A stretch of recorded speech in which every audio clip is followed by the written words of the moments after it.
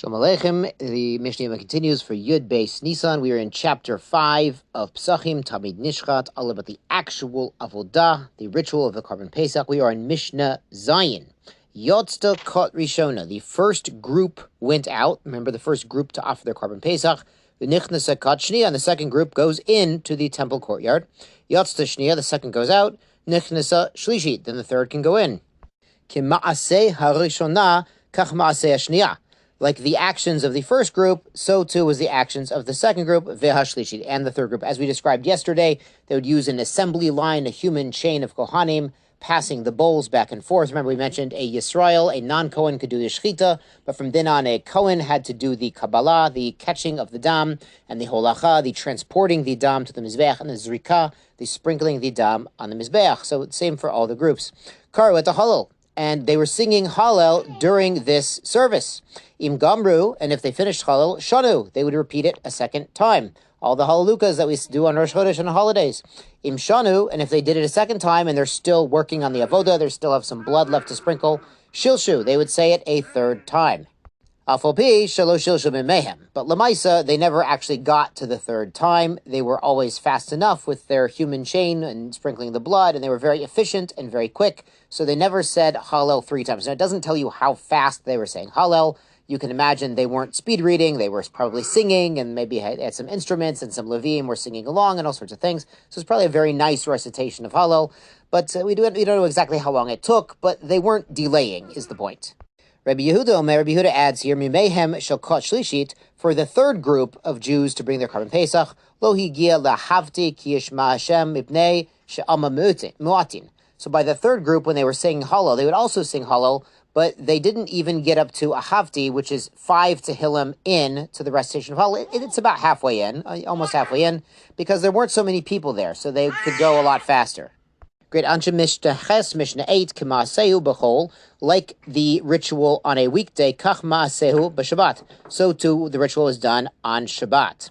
Elisha Kohanim medichim et azara shelo kitzon chachamim. But on Shabbat, the Kohanim there would rinse out the Azara, the temple courtyard, against the wishes of the sages.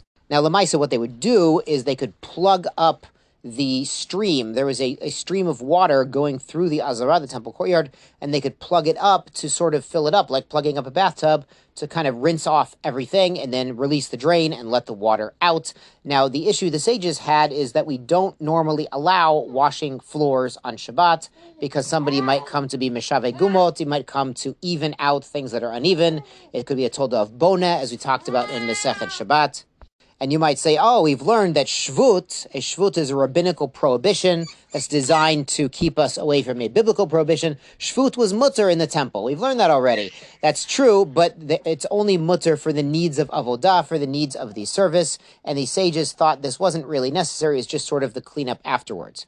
Rabbi Yehuda adds an interesting halacha. Kos hayam mamole midam matarovot. What they would do at the end, when everyone was done, they would pick up a cup and they would fill it from the dam matarovot, the mixed blood that's on the floor. Now, there could be a lot of blood spilled from all these animals, all these karbanot.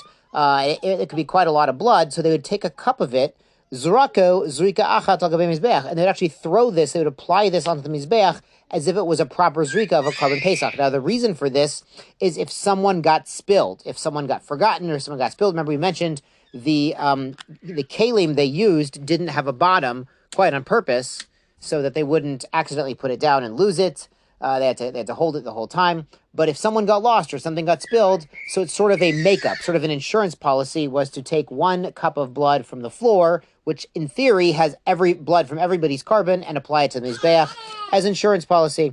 Again, lo hodu lo chachamim. The sages say that that's not really an effective insurance policy for your Korban Pesach. Now, the reason Rabbi Yehuda would say it works is because he holds, even though a lot of the blood on the floor is not really the blood you need. You really need the blood that comes out of the incision when they do the shechita, what's called dam nefesh, the lifeblood. That's what you really need to put on the mizbeach. And with all these animals, all these karbanot, a lot of the blood is dam tamsit, is blood that leaks out afterwards. So most of the blood is not the blood you need. Rabbi Yehuda holds ein dam mevatel dam. He says min b'mino, like items, ein mevatla. They don't make each other nullified.